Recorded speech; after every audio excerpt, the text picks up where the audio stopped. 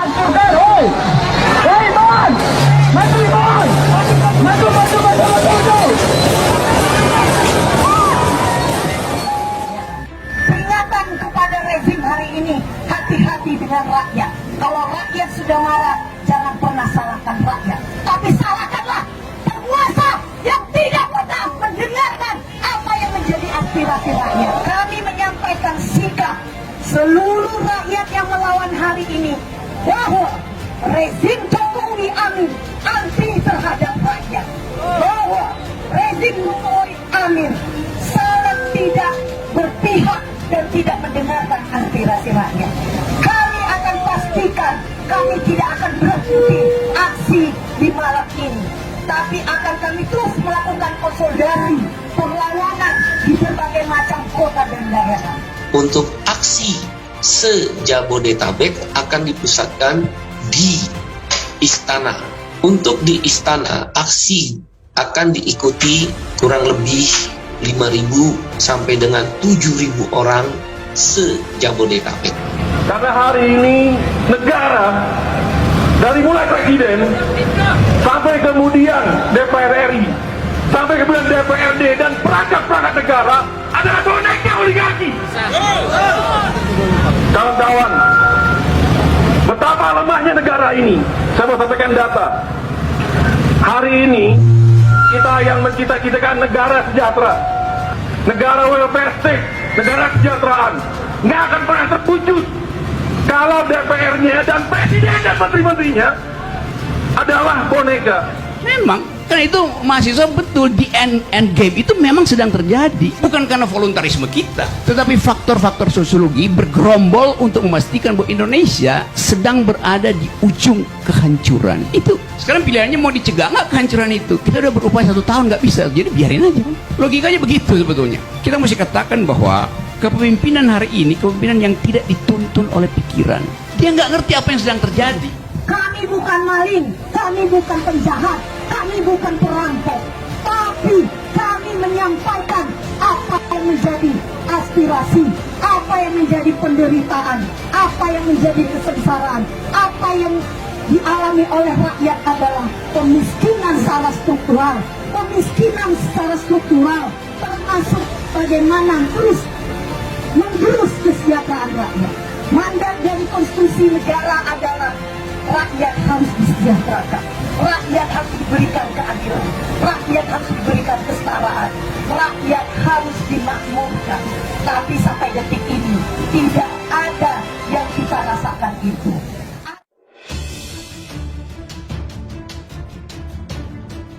Buruh bakal geruduk istana pada 4 Oktober 2022, gelar mogok nasional jika tuntutan tak digubris.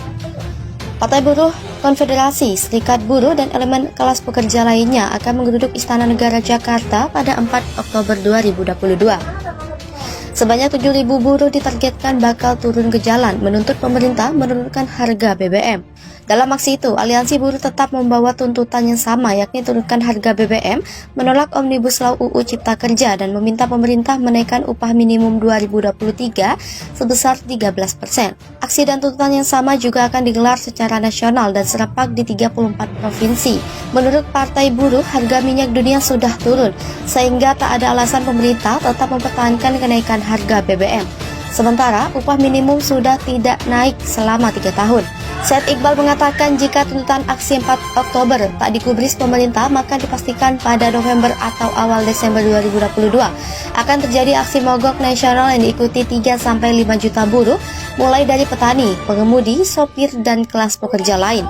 Aksi akan mengusung 3 tuntutan: tolak kenaikan harga BBM, tolak Omnibus Law UU Cipta Kerja, dan naikkan upah minimum tahun 2023 sebesar 13%. Ada beberapa alasan mengapa aksi ini digelar. Pertama, harga minyak dunia sudah turun. Dengan demikian, seharusnya pemerintah juga menurunkan harga BBM seperti harga semula. Alasan lain, lanjut Said, daya beli masyarakat pekerja khususnya kaum buruh, pekerja rumah tangga, kaum miskin kota sudah merosot 30% diakibatkan naiknya inflasi. Kenaikan inflasi disumbang oleh kenaikan harga sewa rumah naik 12%, transportasi naik 20%, dan makanan 15%. Sementara itu, BLT yang besarnya 150.000 per bulan selama 6 bulan hanya gula-gula dan tidak ada manfaat.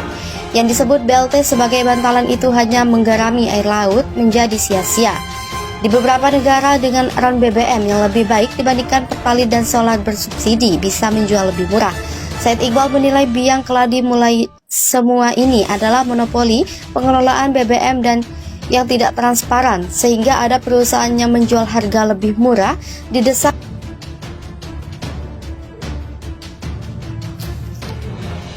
BBM belum juga diturunkan, masa ancam aksi nasional 27 September mendatang. Puluhan ribu massa dari mahasiswa dan buruh yang tergabung dalam gerakan buruh bersama rakyat usai menggelar aksi unjuk rasa di kawasan Patung Kuda Arjuna Wiwaha, Jalan Merdeka Barat, Jakarta Pusat pada Selasa malam 13 September. Pantauan kantor berita politik RMOL di lokasi sekitar pukul 20.00 WIB. Massa gebrak membubarkan diri dan meninggalkan area Patung Kuda menuju arah Medan Merdeka Selatan, Jakarta Pusat. Massa pun mengancam akan melakukan aksi yang lebih besar pada 27 September. Hingga berita ini diturunkan, masa aksi sudah tampak petugas pasukan oranye membersihkan sisa-sisa sampah dari debu jalanan.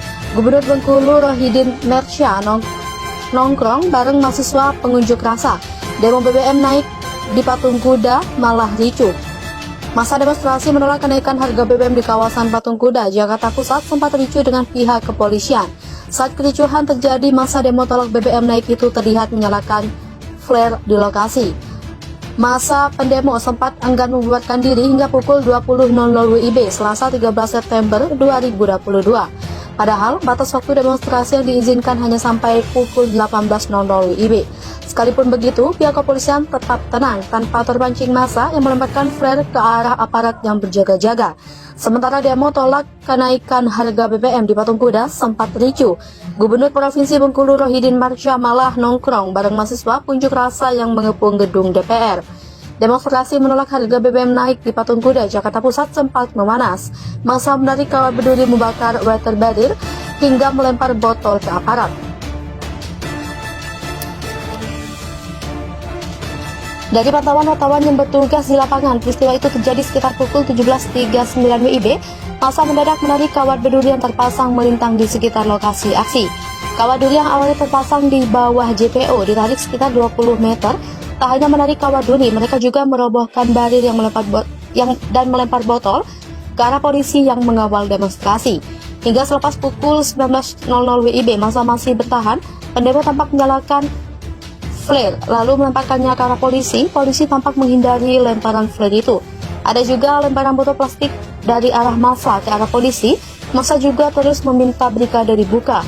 Sebelum bubar, suasana demo sempat memanas karena massa menjebol kawat berduri hingga meletuskan petasan.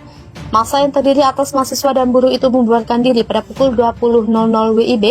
Massa membubarkan diri ke arah ke Jalan Medan Merdeka Selatan sembari menyalakan flare dan bernyanyi lagu buruh tani.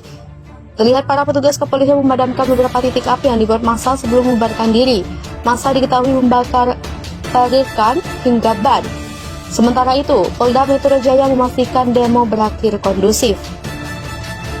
Zulpan menyebutkan tidak ada tindakan represif yang dilakukan pihaknya dalam proses pengamanan demo. Aparat kepolisian tetap melakukan pendekatan persuasif kepada para peserta aksi.